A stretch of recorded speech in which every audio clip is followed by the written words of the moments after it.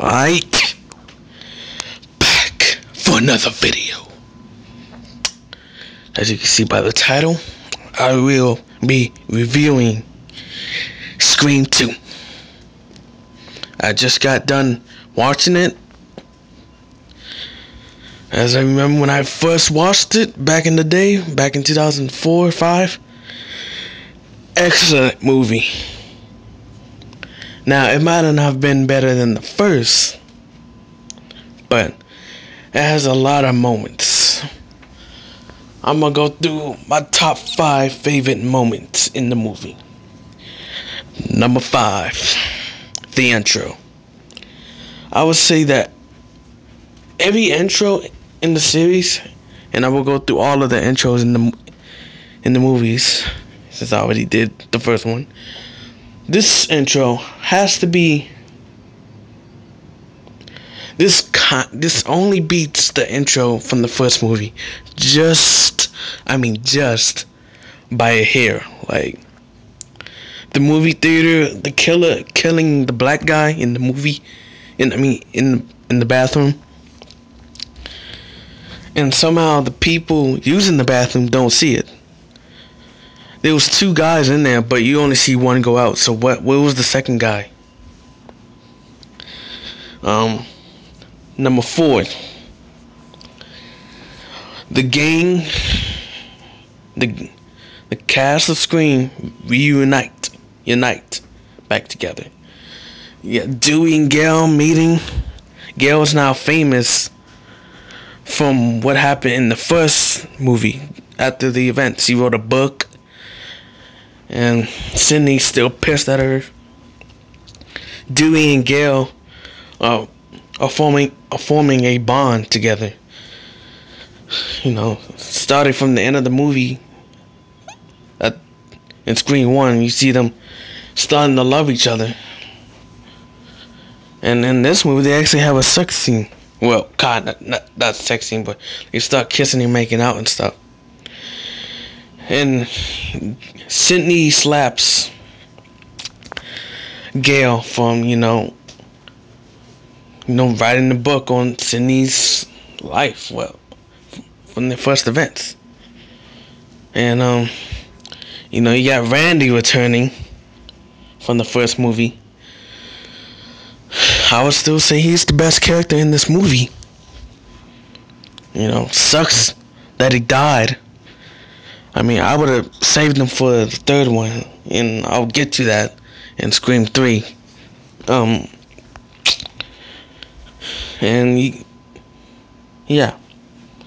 Number 2, meet the new cast. So, the story is that it takes place 1 year after Scream, and Sydney's now in college, I think. Yeah, she's in college, but it's not in Woodsboro anymore. Yeah, Sydney, Randy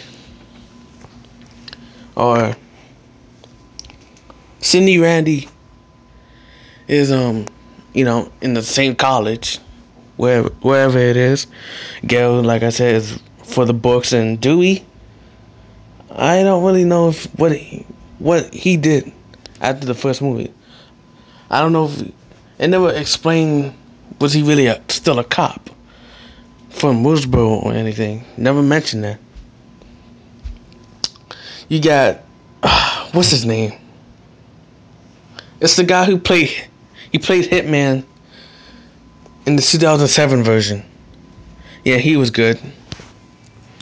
And then you got this black girl who's the new best friend of Sydney. Well, I don't know if she's the best friend, but I would say that she's actually a good best friend. But is she better than Dewey's sister? Nah, Dewey's sister was a better best friend than her. You got 2 chicks who are with the religious part of the college. Then you got this new guy, I forgot his name. That's Sydney's new boyfriend. He had his moments. I actually kind of liked him. You got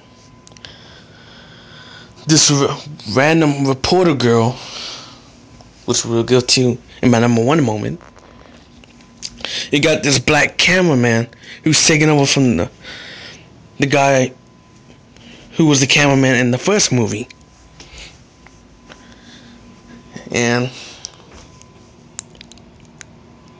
that's it. That's Susan. Oh, and then the people in the intro of the movie.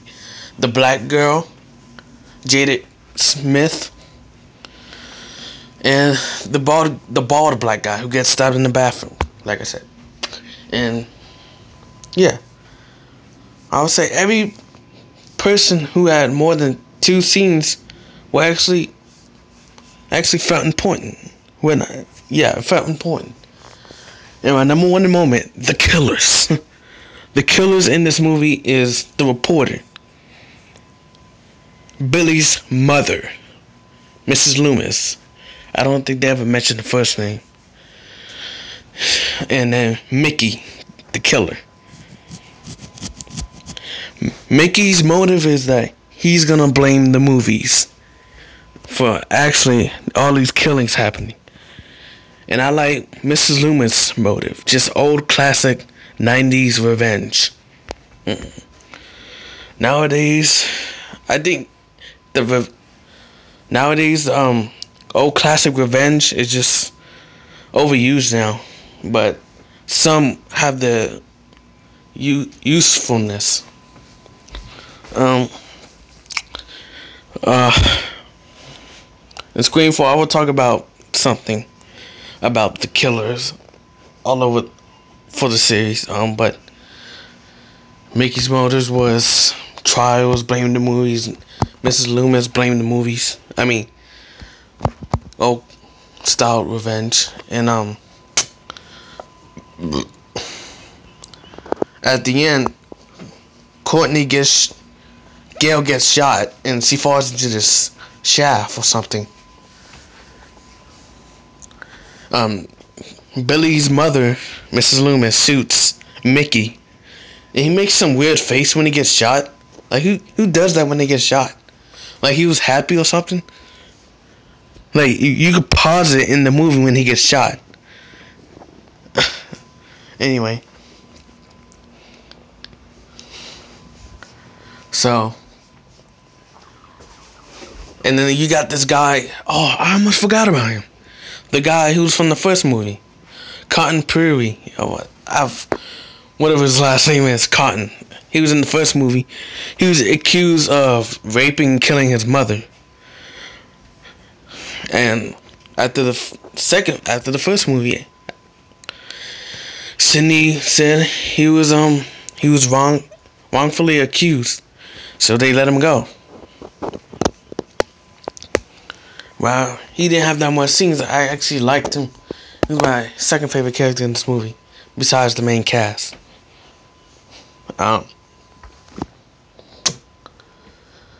Yeah, good thing he came back for Scream 3, which we will talk about. So he shows up at the end while Mickey is, quotation marks, dead. And he shoots the mother in the heart. And then Sidney says, as Randy would say, the killers come back for one last scare. And then Mickey just makes him, comes back, and Gail gets out of the shaft and shoots. They both shoot Mickey, Gail and Sidney. Dewey wasn't around because he got stabbed. Get it? Oh, what's up? No man. Hold up. And Dewey got stabbed in the back again, because from the second and on, well, the second and third movie, he's limping. The knife hit his nerve or something in his back, so he walks weird. And